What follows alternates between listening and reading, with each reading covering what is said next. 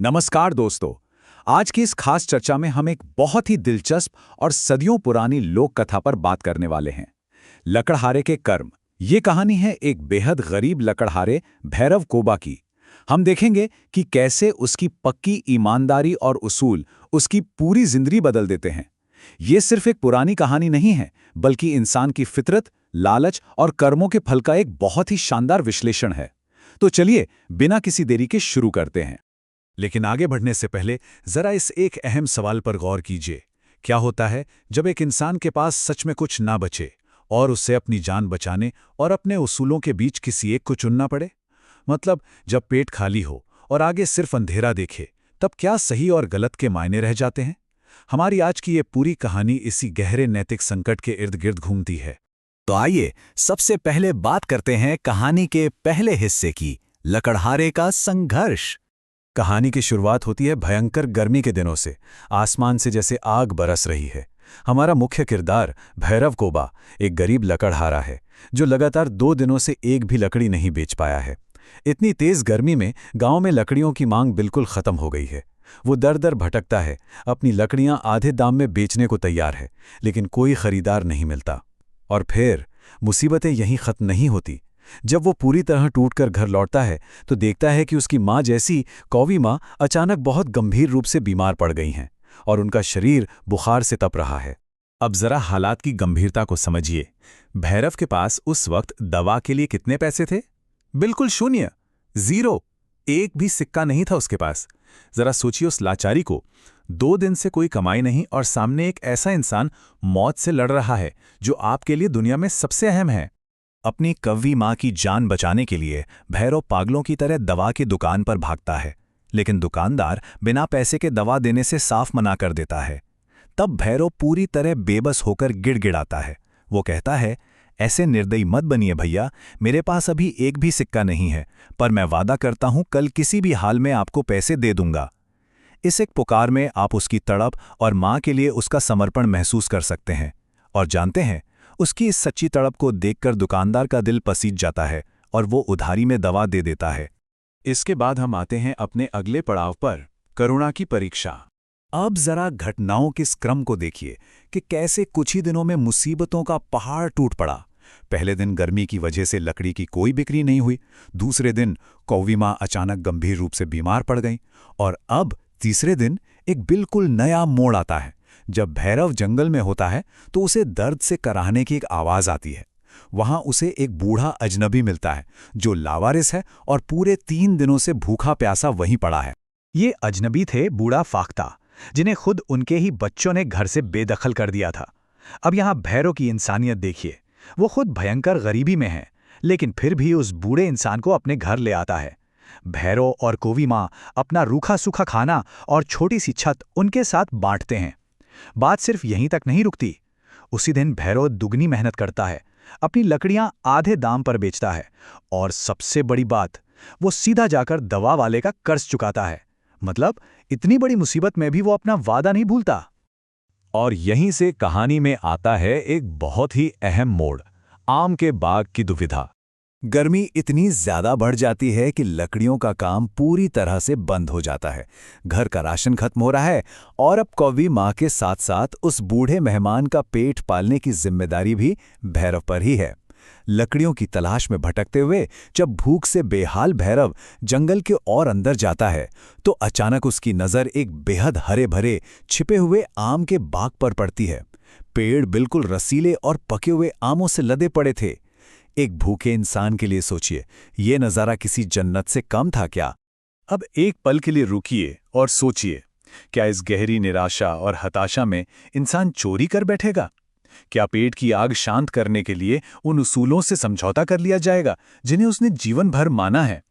ये किसी भी इंसान के अंदर चलने वाली सबसे बड़ी जंग है। और ये जो कदम उसने उठाए वो खूबसूरती से साबित करते हैं कि कैसे हताशा में भी कोई अपनी सच्चाई पर कायम रह सकता है। भैरव खुद को बिना इजाजत आम तोड़ने से रोकता है, लेकिन जब घर में हालात और ज्यादा बिगड़ने लगते हैं तो वो ईश्वर से माफी मांगता है और एक बेहद सम्मानजनक तरीका निकालता है। पहला, वो सिर्फ उतने ही आम लेता है जितनों से उनकी जान बच सके। दूसरा, वो बचे हुए आमों को ले जाकर बाजार में बेचता है। और तीसरा, सबसे कमाल का काम, जो भी मुनाफा होता है वो उसे ईमानदारी से उसी आम के पेड़ के नीचे रखाता है ताकि असली मालिक उसे ले सके। उसकी ईमानदारी एक पल के लिए भी डगमगाती नहीं है। अब रुख करते हैं कहानी के सबसे दिलचस्प हिस्से की तरफ, ईमानदारी का इनाम। उस निस्वार्थ सेवा का असर अब दिखने वाला था। एक रात कुछ बहुत ही चौंकाने वाला होता है। सब सो रहे होते हैं कि तभी अचानक बूढ़ा फाख्ता के पास से गलती से एक भारी सी पोटली नीचे गिर जाती है और देखते ही देखते फर्श पर सिक्कों का एक बहुत बड़ा ढेर बिखर जाता है। जरा सोचिए भैरव की हैरानी, एक बेसहारा कमजोर बूढ़े इंसान के पास रातों रात इतने सारे पैसे आखिर आए कहां से? सिक्कों की छनछनाहट सुनकर बूढ़ा फाख्ता की भी नींद खुल जाती है और फिर सामने आता है कहानी का सबसे बड़ा सच। वे भैरव से कहते हैं, आम के पेड़ के नीचे जो पैसे तुम रोज छोड़ आते थे वो मैं ही उठाता था। वो आम का बाग मेरा है। सच कहूं तो ये पल बिल्कुल रोंगटे खड़े कर देने वाला था। जिस बीमार बूढ़े को उसने सड़क से उठाकर पनाह दी थी वो असल में उस आलीशान आम के बाग का असली मालिक निकला। अब जरा कर्मों के इस शानदार खेल को समझिए। बूढ़ा फाख्ता ने बताया कि उनके सगे बच्चों ने उन्हें दौलत के लिए धोखा दिया था, लेकिन किसी तरह उन्होंने इस आम के बाग को उनसे छिपा लिया था। वो रोज भैरव को ईमानदारी से उस पेड़ के नीचे पैसे रखते हुए देखते थे और पता है वो क्या कर रहे थे? वो उन्हीं पैसों को भैरव के बुरे वक्त के लिए एक एक करके जोड़ रहे थे। भैरव की इस बेमिसाल सच्चाई और नेकी से वो इतने खुश हुए कि उन्होंने वो पूरा का पूरा आम का बाग भैरव को इनाम में दे दिया। लेकिन कहते हैं ना, जहां पैसा होता है वहां लालच बहुत जल्दी मंडराने लगता है। हमारा अगला भाग है लालच की वापसी। गांव में जैसे ही ये खबर आग की तरह फैलती है कि बूढ़ा फाख्ता के पास एक इतना बड़ा आम का बाग है, तो अंदाजा लगाइए क्या होता है। उनके वही सगे बेटे और बहू जिन्होंने उन्हें धक्के मारकर घर से निकाला था, अचानक वापस टपक पड़ते हैं। वो घड़ियाली आंसू बहाते हैं, माफी का झूठा नाटक करते हैं और उन्हें वापस घर ले जाने की जिद करने लगते हैं। लेकिन हम सब जानते हैं कि उनका असली मकसद क्या था, सिर्फ और सिर्फ उस संपत्ति को हड़पना। अब यहां जो बात सबसे ज्यादा ध्यान देने वाली है वो ये है कि कैसे खून के रिश्तों और आपके चुने हुए परिवार के बीच का फर्क एकदम साफ हो जाता है। एक तरफ है भैरव जिसका कोई खून का रिश्ता नहीं था, फिर भी उसने एक अनजान आदमी के लिए अपना सब कुछ दांव पर लगा दिया। और दूसरी तरफ है वो सगे बच्चे जिन्होंने उसी संपत्ति के लिए अपने ही पिता पर झूठे इल्जाम लगाए और उन्हें मरने के लिए लावारिस छोड़ दिया। ये तुलना सच में इंसान की असली फितरत को बेनकाब कर देती है। और अब हम इस सफर के आखिरी और सबसे भावुक पड़ाव पर आ गए हैं, एक बदला हुआ जीवन। बूढ़ा फाख्ता ने अपने लालची बच्चों की नीयत भांप ली और उन्हें कड़े शब्दों में जवाब दिया। उन्होंने साफ कह दिया, मैं तुम्हें इस बाग का एक पेड़ तो क्या एक पत्ता भी नहीं दूंगा, तुरंत यहां से चले जाओ। ये एक बहुत ही ताकतवर फैसला था।